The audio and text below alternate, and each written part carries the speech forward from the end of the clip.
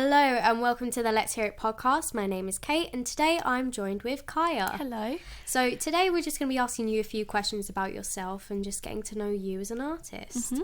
So I want to start off by asking, what is your aim for this year? Like, what is your project? My aim for this year is to make my own music, Mm-hmm. start writing my own songs properly and working with everybody in my class to do so. And just have any chance to perform, really. That's what I love doing. Yeah, I mean, our first proper gig, I think, is in December. Mm-hmm. So what do you think you're going to be performing in December? Ooh, probably maybe something new, hopefully, depending on how quickly it can be put together. But December, you never know, maybe a cheeky Christmas song. Always love a cheeky Christmas song. We do. Yes.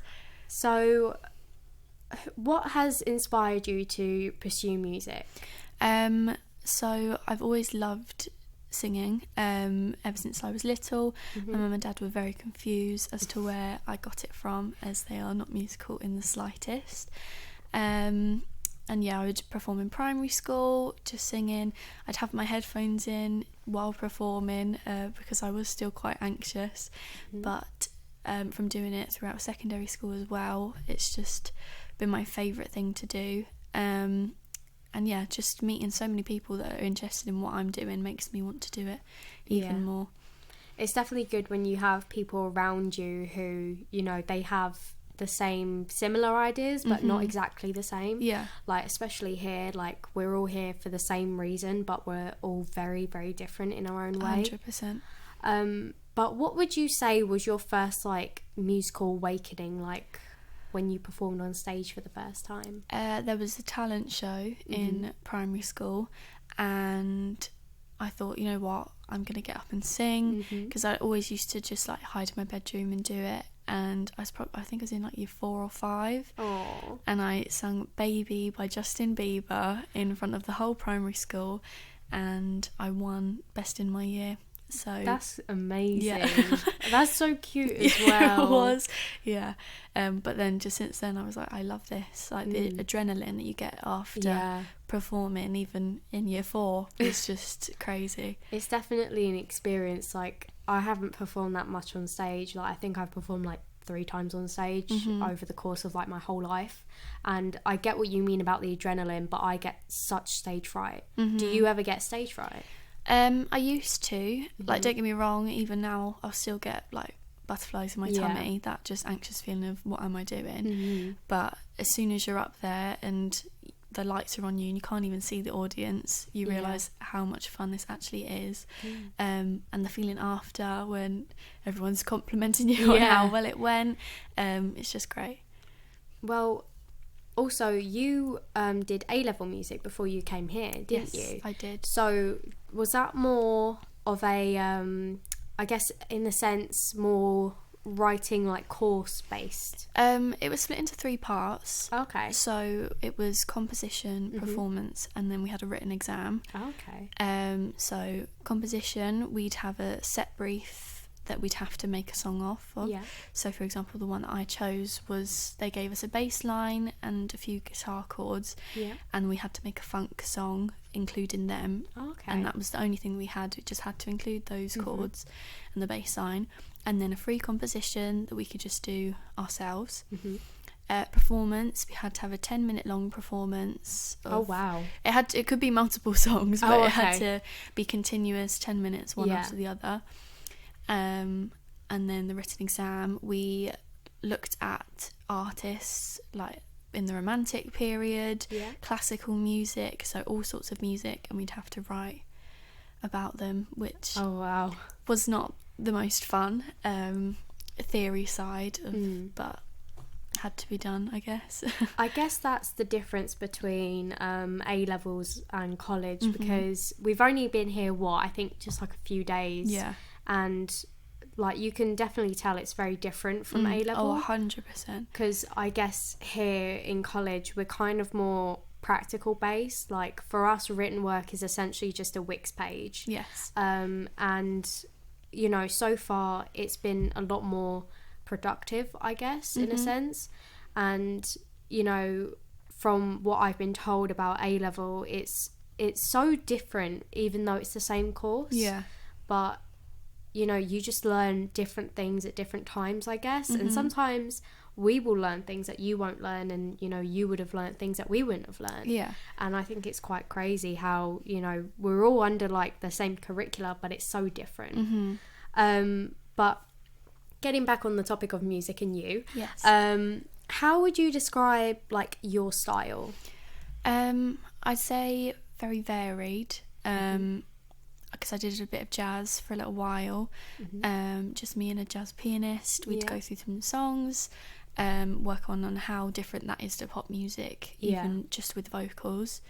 And of course, everyone loves to sing everything that's on the radio. Very true. But I also love all the old songs as well, like a bit of Aretha Franklin, something with a bit of soul and passion behind it. That is fair enough. I mean, is there anyone, well, any artist in particular that you'd say like presents that and you like admire in a way? I do really admire Amy Winehouse through her emotion that she delivers through her music, and just anyone that can do that, because I feel like that's the most important thing about music, is it's displaying an emotion in your mind, like you're just painting a picture as the song goes on. And that's something that I would love to include in my work. And that's the thing, like music is a form of art, you know, it's just through listening, you know, and as you said, it paints a picture. And especially with Amy Winehouse, her music really did paint a picture of her life. You know, she was definitely taken way too soon, but the amount of people she reached with her music, I thought was incredible and very crazy as well. But, you know, she definitely was a gift, and I think it is a massive gift to have where you can adapt to different types of styles, and I think that will definitely help you in the long run, because that way when you're collaborating with other people, it will be easy for you to adapt. For example, like a gecko, how it changes is exactly how you adapt in music, really. And, you know, environmentally, music can change, you know, it can change an environment so quickly. It's like we were talking about on our first day about how we kind of are our own little community, like we're a level 4 community. And I think in a way that is true, but I think we're forever changing and adapting, because it's like we're all different people and we're all gonna think different things. But in all honesty, we are like a little community. Just the older ones, because then we can say to the younger ones like, hey, we're older than you. We're in charge. But where can we find your music when you post it?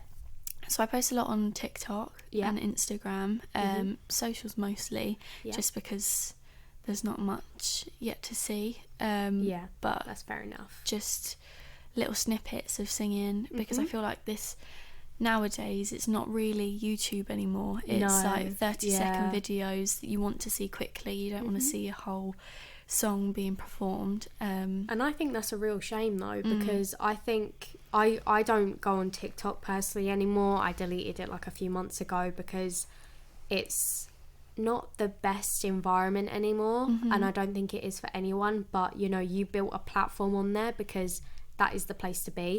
And it's in the music business, like to get, you know, yourself out there, you just need to be following the flow, and you just know, hope that the algorithm exactly picks you.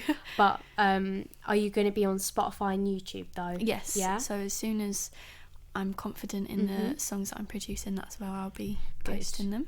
Great. So are you excited for this year though? Like, are you really looking forward to it? Good. Yeah, I'm really looking forward to just working with people that are interested in what I am, because although I did go to a secondary school where there was only 5 of us in our class, like, including me. That's really small though. Yeah, so to only work with like 3-4 other people at a time that's not as interested, whereas there's 10 of us in our class, it's just so many more ideas coming through and just so many different options that I'm excited to. I mean, it's crazy because like there's other people who can do like more than one thing. Like majority of us can like sing and then like play an instrument, whereas some of us like can just like sing. I know that was definitely difficult for me because I used to just sing majority of the time, but I taught myself how to like play bass and a little bit of guitar and piano. But in all fairness, like witnessing other people like show off their talents, I think is, in a way, it's very beneficial to each other. Like evidently today we did what was it we did like a little session in our studio, and then a few others, they came into the rehearsal room and they were playing their instruments. And I thought that was amazing because when we came in and we checked in on them, they had like produced this like whole thing from just listening to someone's idea, and I thought that was really incredible.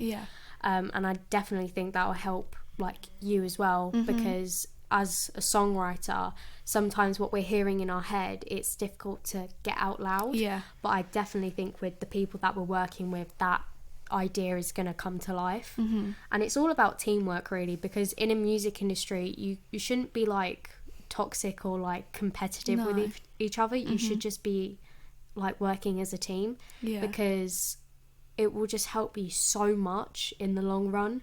And you know, we all know different things, and that will really help, you know, help us all, because it's like I can teach you like more techie stuff and someone can teach you more guitar or piano, you know, and it's like we're going to be doing backing vocals for someone else's track, you know. I haven't necessarily done backing vocals, you know, live before, and that being something that could happen, I'm a bit like, whoa, okay, that's quite scary. A bit overwhelming. Yeah, because it's like I keep thinking to myself, oh my god, I'm gonna fuck up. Like if I fuck up, what do I do? You know.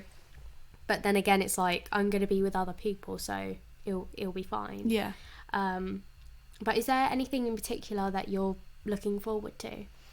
I think just feeling like comfortable, like being happy with what I'm producing, performing as often as possible, and just exciting things really.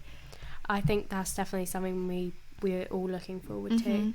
But that's all the questions I have for today. Okay, thank you very much. But we will catch up with you very soon. Yes. And I will make sure to tag all of your links in the description below. So if you guys want to go check out her music on her TikTok, make sure you look in the description below. There will be new podcasts coming out soon, and I hope you guys are having a wonderful day, and we will talk to you very, very soon. So see you later.